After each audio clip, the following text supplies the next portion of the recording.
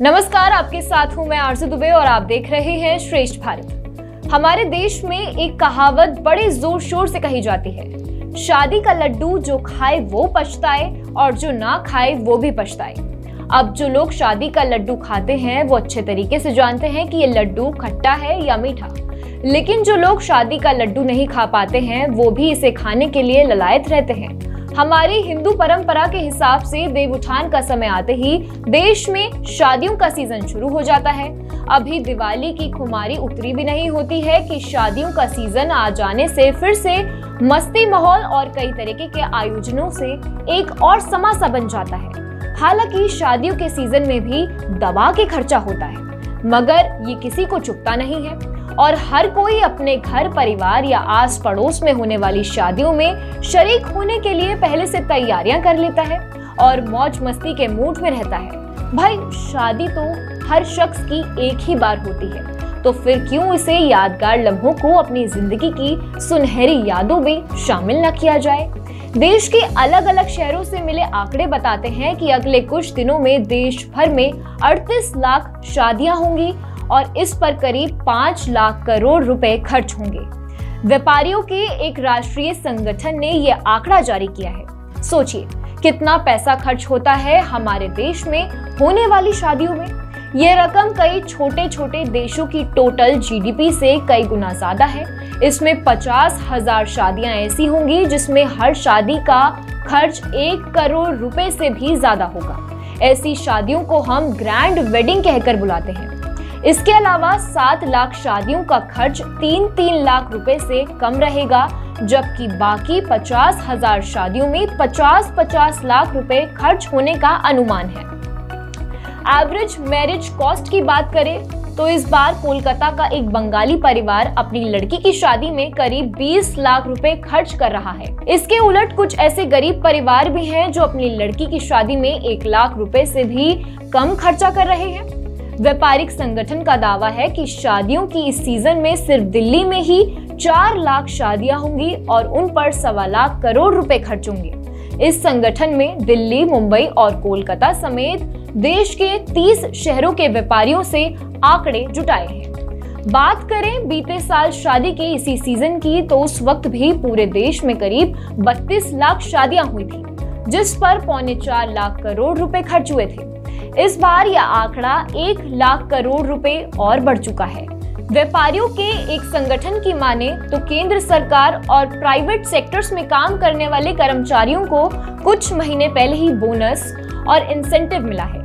ऐसे में लोगों के पास लड़के और लड़कियों की शादी में खर्च करने के लिए अच्छा खासा पैसा है, तो फिर क्यों ना खर्च किया जाए। संगठन की माने तो कोविड की वजह से कुछ साल तक लोग धूमधाम से शादियां नहीं कर सकते थे। इस साल लोगों ने जिस तरीके से निडर होकर दिवाली पर रिकॉर्ड रकम खर्च की है, उसी तरह सर्दियों में शादी के इस सीजन में भी एक नया रिकॉर्ड बनेगा। इस साल सरकार की तरफ से लगाए प्रतिबंधों के बावजूद दिवाली पर पूरे देश में 3.75 करोड़ रुपए का कारोबार हुआ है।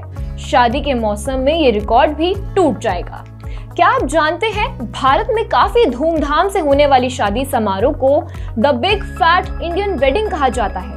व्यवसायिक संगठन की माने तो भारतीय शादी की खरीदी में साड़ी और लहंगा जैसी चीजों पर कुल खर्चा 10% करते हैं। इसके अलावा ज्वेलरी पर 15% और इलेक्ट्रॉनिक्स आइटम पर 5% खर्च करते हैं। एक शादी में होने वाले कुल खर्च में से आधा खरीदी पर होता है और बाकी शादियों में दी जाने वाली सेवाओं पर। शादी समारोह के आयोजन में इन सब की प्लानिंग के लिए अब वेडिंग प्लानर का भी ट्रेंड चल पड़ा है। दिल्ली के इवेंट मैनेजर और वेडिंग प्लानर सीरत गिल ने इस सीजन की शुरुआत में ही एक शादी समारोह की योजना तैयार की है। उन्होंने बताया, शादी के दिन होने वाले खर्च में से करीब 50 आयोजन स्थल के किराए और कैटरिंग पर खर्च होता है। इसके अलावा डेकोरेशन पर 15%, फोटोग्राफी पर 10%, शराब पर 7%, एंटरटेनमेंट पर 5% और लड़की और घर वालों के मेकअप पर 3% रकम खर्च होती है। इसके अलावा और भी कई छोटे मोटे खर्चे होते हैं जिन पर टोटल बजट का 10% हिस्सा खर्च किया जाता है। आजकल के ज्यादातर लड़के और लड़कियां इंडियन सिनेमा या टीवी सीरियल में होने वाले शादी समारोह की तर्ज पर ही अपनी शादी का समारोह आयोजित करवाना चाहते हैं। यही वजह है कि ज्यादातर भारतीय शादियां एक जैसी नजर आती हैं। ज्यादातर मामलों में यह पहचानना मुश्किल है कि कौन सा समारोह किसकी शादी का है और लोग कंफ्यूज हो जाते हैं। वेडिंग प्लानर की माने तो कई कपल अपनी शादी को भव्य और यादगार बनाने के लिए अनलिमिटेड खर्चा करते हैं। तो वहीं कोविड के बाद ऐसी शादियों की भी तादाद बढ़ी है जिसमें कपल सिंपल मैरिज में बिलीव करते हैं और अपने परिवार के लोगों के साथ ही बिना ज्यादा खर्चा किए शादी करना पसंद करते हैं। वैसे तो दुनिया भर में पंजाबियों की शादी बेहद मशहूर है। ऐसा धूम धड़ाका रौनक किसी और शादी में देखने को नहीं मिलेगी जितनी पंजाबी शादियों में होती है, जिसमें करीब एक हफ्ता पहले से ही फंक्शंस चलते रहते हैं। नाच गाना शराब मस्ती के बिना पंजाबी शादियां पूरी ही नहीं हो सकती हैं, जिसकी देखा देखी आजकल ज्यादातर बंगाली परिवारों में भी उत्तर भारतीय रीति रिवाजों की तर्ज पर मेहंदी और संगीत का जश्न शादियों का अभिन्न हिस्सा बन गया है।